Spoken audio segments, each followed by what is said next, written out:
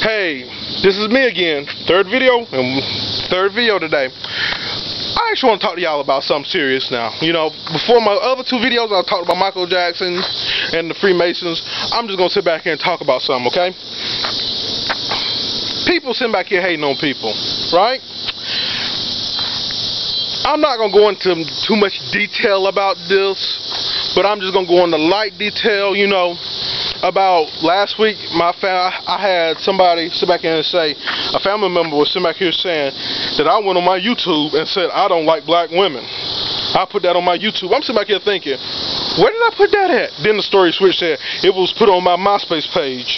I'm sitting back here thinking, where did I put that? I said I love all women. I don't discriminate. Love black, white, Asian, you know, love them all. You know, as long as they treat me good, I'm there. And I'm sitting back here thinking to myself, right?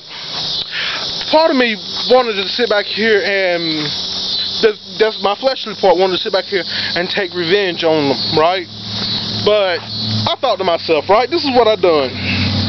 I prayed about it. I prayed about them. That's the only thing I got to do. Because I had to remember about myself about 11th grade, right? Back in the 11th grade, I got kicked out of school for something I didn't do.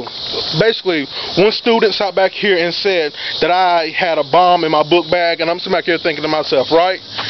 I'm black. Only white people do that. That's what I told the principal. I'm not a racist, so don't get me wrong. I am not a racist, right?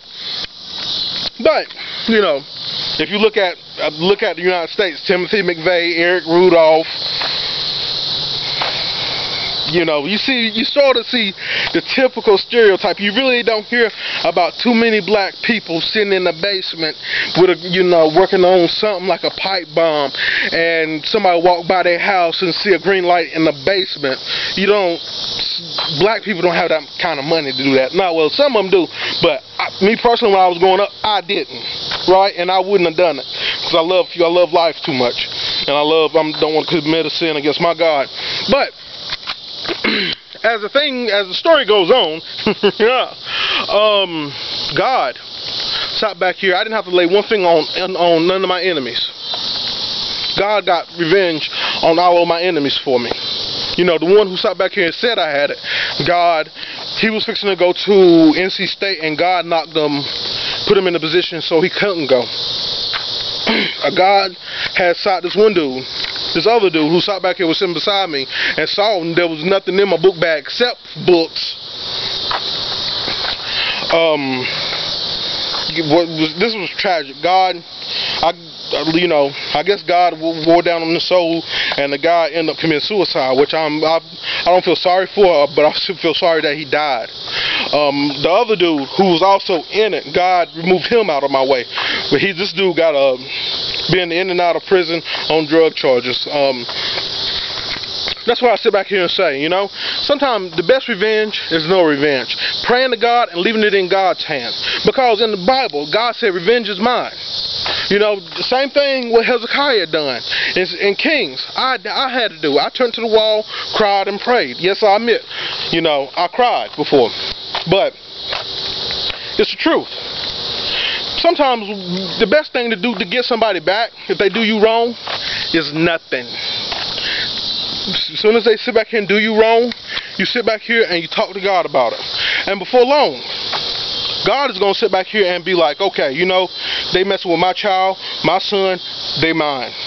You know? I guess as the words of a rapper go, this one rapper goes, he put them in the scope, he watched them, then he pop them. Yeah, you know, but that's the thing, you know. God gets revenge for his kids. There's not a time yet where God don't sit back here and get revenge for us. That's why I say, if somebody doing you wrong, you pray about them and leave them in the hands of God. And watch, God gonna sit back here and turn it around. You know, God gonna remove them people out of your way. It don't matter the situation. Like I said, it's just God loves us. He loves us so much that he gonna sit back here and remove the obstacles in our way that we don't. Life is just like running on a track. That's how it is. You know, you sit back here running smooth until you see a hurdle. And God gonna sit back here and help you fly over the hurdle. Not leap. Fly over the hurdle.